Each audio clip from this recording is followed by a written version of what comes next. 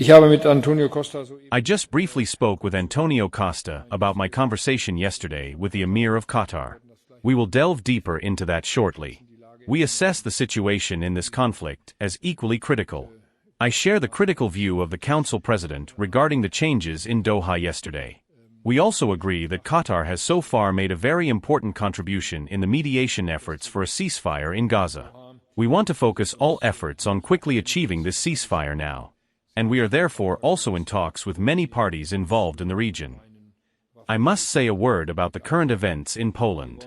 This is a completely unacceptable violation of Polish airspace. Poland, as you all know, has informed the NATO allies this morning about the violation of its airspace by armed Russian drones last night. Russia has seriously endangered lives in Poland, a country that belongs to NATO and the European Union, and NATO as a whole. The German government condemns this aggressive behavior by Russia in the strongest possible terms. Against this backdrop, it is good that Poland, together with some NATO allies, is taking these steps and was able to detect and eliminate the danger in time.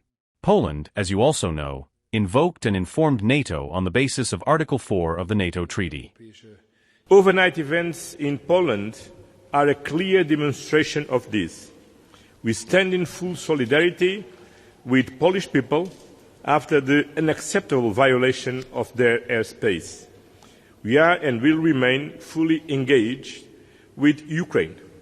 The coalition of the willing has clearly reaffirmed our common goal and commitment to achieve a just and lasting peace in Ukraine and provide strong security guarantees to help preventing future attacks. I have just spoken with the Polish Prime Minister over the phone at length. He informed me in detail about last night's attacks. I share the assessment that this is a very serious threat to peace throughout Europe. This is a new quality of attacks that we are seeing from Russia. I share his assessment that the Russian government's claim that this has been, so to speak, an accident or a mistake is not credible. This will trigger discussions in NATO, and it will also naturally trigger discussions in the European Union. But the message is completely clear. We are and remain ready for defense, and we are and remain determined to maintain defense readiness. Unfortunately, Israel is not listening to their friends, and it's impossible for the European Union to don't react when we watch day by day on the television terrible images of what is happening now in Gaza and in the West Bank. And for us it's clear the only solution, the only lasting solution for peace and stability in the region is a two-state solution. Germany will continue to stand by the state of Israel in the future. This is also a historical obligation that we are aware of and that I personally also face. That does not mean that we cannot also criticize some actions of the Israeli government.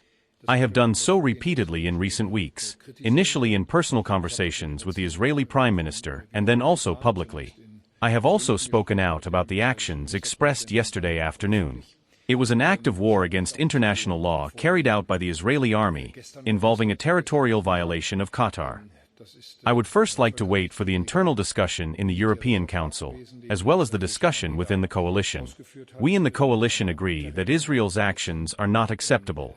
The federal foreign minister also expressed this again last night. This is our shared conviction.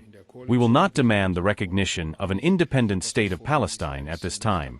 We will also not support what is planned at the United Nations level, because we do not believe the time is ripe to establish such a state. Several prerequisites are lacking for this.